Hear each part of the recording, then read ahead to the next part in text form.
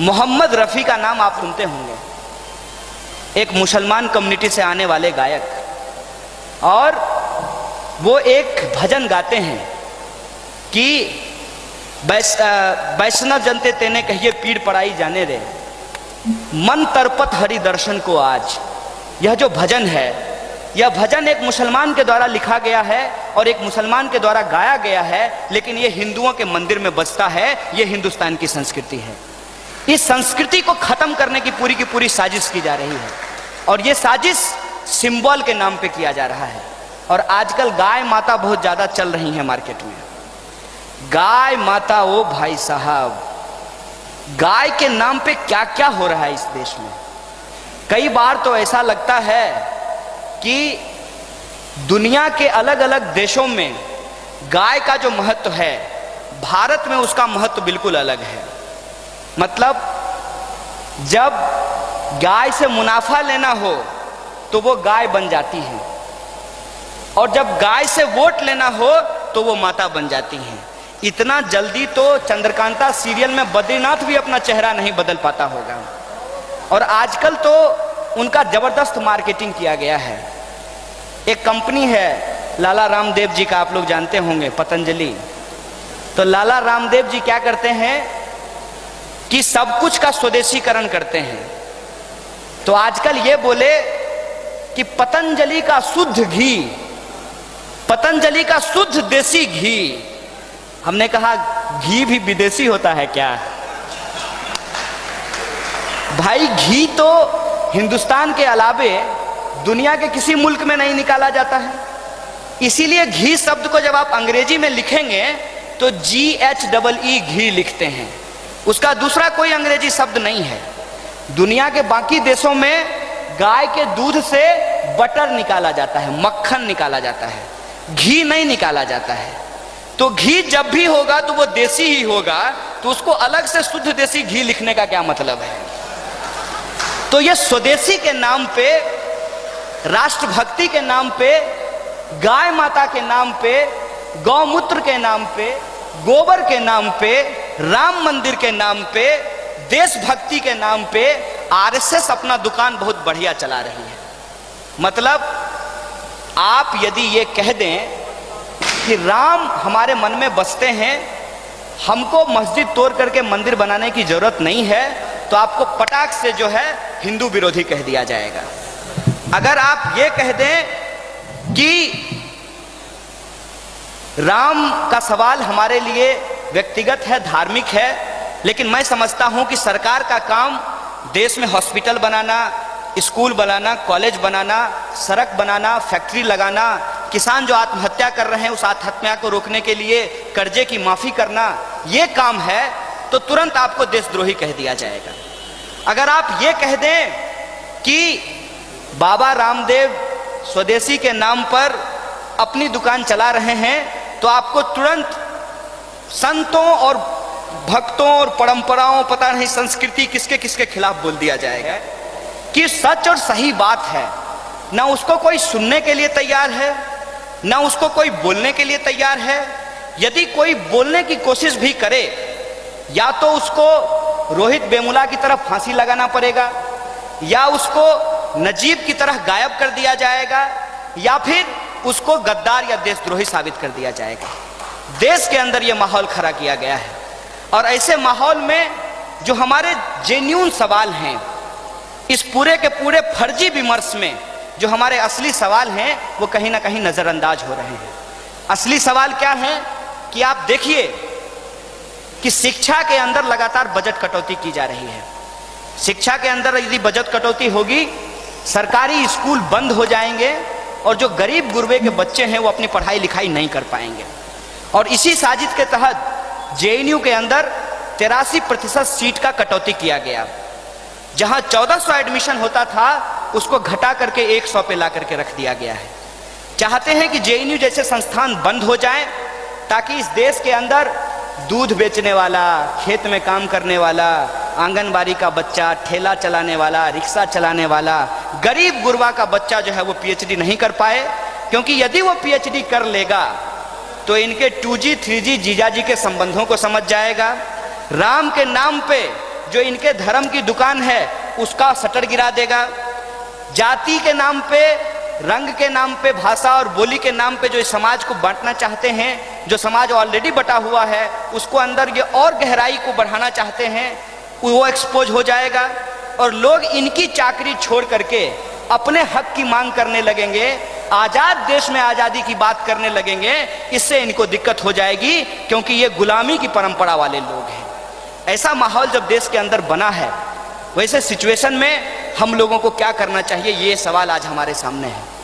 सबसे पहली बात तो ये है कि इनके द्वारा जो किया जाता है उसको जवाब देने के बजाय हम तमाम नौजवानों को, तमाम जो प्रबुद्ध लोग हैं, जो इस देश के नागरिक हैं, जिनको संविधान और लोकतंत्र में भरोसा है, उन तमाम लोगों को इस देश की जो क्रांतिकारी विरासत रही है, अशफाउल्लाह खान, भगत सिंह, चंद्रशेखर आजाद, महात्मा गांधी, बाबा साहब भीमराव अंबेडकर, ज्योतिबा फूले, चाहे जो भी क्रांतिकारी लोग रहे हों, उनके रास्तों पे चल करके एक एकता मूलक और समता मूलक समाज की स्थापना का प्रयास करना चाहिए। इनको जवाब देने के बजाय अपने मुद्दों को लेकर के, और हमारे मुद्दे क्या हैं? हमारे मुद्दे हैं कि हिंदू हो या मुसलमान हो, कोई भी इंसान जो इस देश का नागरिक है उसको बराबरी से जिंदगी जीने का अधिकार है। इस देश के अंदर चाहे किसी भी जाति या संप्रदाय का लोग हो, उसको बराबर की शिक्षा मिलनी चाहिए और जो पढ़े लिखे लोग हैं उनको रोजगार मिलना चाहिए। और रोजगार मिलने के बाद समाज के अंदर अपने तरीके से, अगर कोई मंदिर जाना चाहता है तो मंदिर जाए, अगर कोई मस्जिद जाना चाहता है तो मस्जिद जाए, अगर कोई गुरुद्वारा जाना चाहता है तो गुरुद्वारा जाए, अगर कोई नहीं जाना चाहता है तो वो ना जाए। ये जो संवैधानिक अधिकार है, इस संवैधानिक अधिकार की जिंदगी जीने के लिए सबको एक स्थिति मुहैया कराई जाए, इसके लिए संघर्ष करना चाहिए। और इस संघर्ष में जो सबसे बड़ी कमी है उस बात को मैं उजागर करना चाहता हूँ। वो कमी है कि आज हमारे मुल्क में वो इसलिए नहीं जीत रहे हैं कि वो ताकतवर हैं, वो इसलिए जीत रहे हैं कि हम बटे हुए हैं, हम हार रहे हैं। इस बात को हमको समझना पड़ेगा। हमारी जो अनेकता है, हमारी जो ताकत है, सच बोलने वाले जो लोग हैं वो जो आपस में बैठने के लिए तैयार नहीं है, इसीलिए आज झूठ का बोलबाला हो गया है। ऐसा नहीं है कि झूठ का बोलबाला हमेशा रहेगा और ये लंबे समय तक रहेगा, ऐसा बिल्कुल भी नहीं है।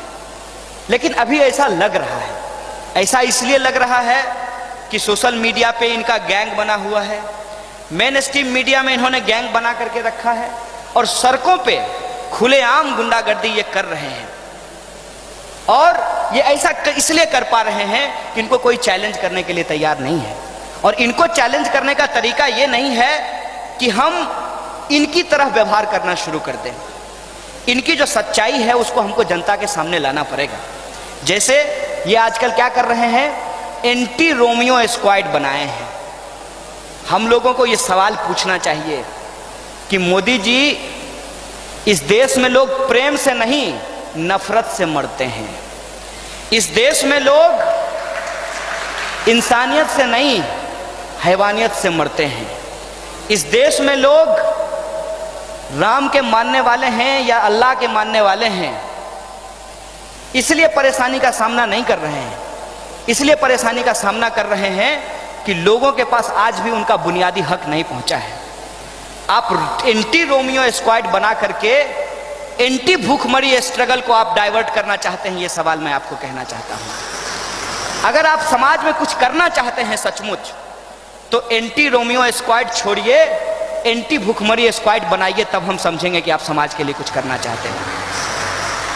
आप ये कहिए कि पुलिस आम नागरिक को साथ देगी और आम नागरिक जो है वो एंटी भूखमरी स्क्वाड बना करके, एंटी बेकारी स्क्वाड बना करके शहरों में घूमेंगे और जहां भी कोई भूखा इंसान मिलेगा उसको ले जाकर के डीएम के पास पहुंचाएंगे और डीएम को कहेंगे कि जिलाधिकारी महोदय, आप जिस जिले के मालिक हैं उस जिले का एक इंसान भूखा है, इसके खाने का प्रबंध कीजिए।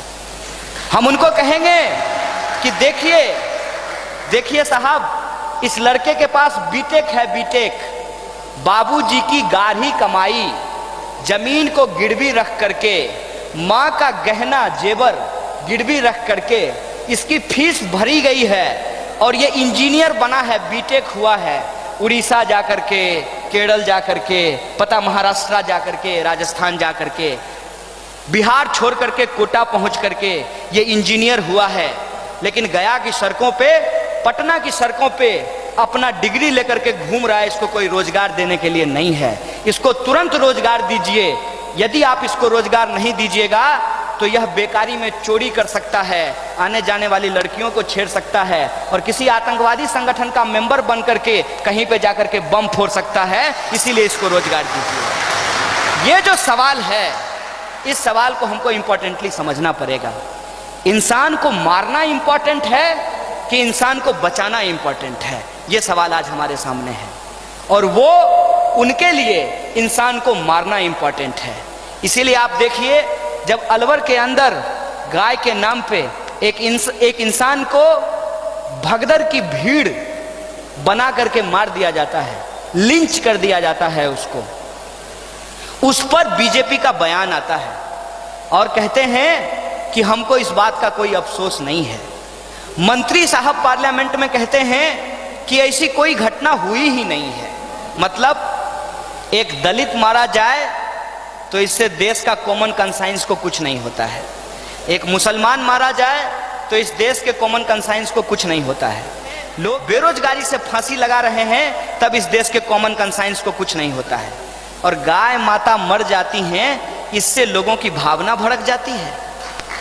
भाई साहब, जहां इंसान की कीमत नहीं हो, जहां इंसान को जानवरों से भी बदतर समझा जाता हो, मैं समझता हूं वो देश हमारा नहीं है। और वो देश लोग जो बनाने की कोशिश कर रहे हैं, ये हमारी प्राथमिक जिम्मेदारी है कि वैसा देश हम बनने नहीं देंगे। हमको अशफाक उल्लाह खां के सपनों का देश, हमको बाबा साहब भीमराव अंबेडकर का देश, हमको राम प्रसाद बिस्मिल का देश, हमको भगत सिंह का देश बनाना है। हमको गांधी से लेकर के कबीर तक, गुरु नानक से लेकर के इस देश के अंदर वो तमाम संत जो शांति की बात करते हैं, एकता की बात करते हैं, सबके लिए समानता की बात करते हैं, उनके सपनों का देश बनाना है। और भारत के संविधान की प्रस्तावना के एक एक शब्द को जमीन पे उतार करके लाना है। ये हमारी लड़ाई है दोस्तों। इसीलिए हम सब लोगों को संकल्पबद्ध होने की जरूरत है। अगर हम संकल्पबद्ध नहीं होते हैं तब तो कुछ नहीं हो सकता है।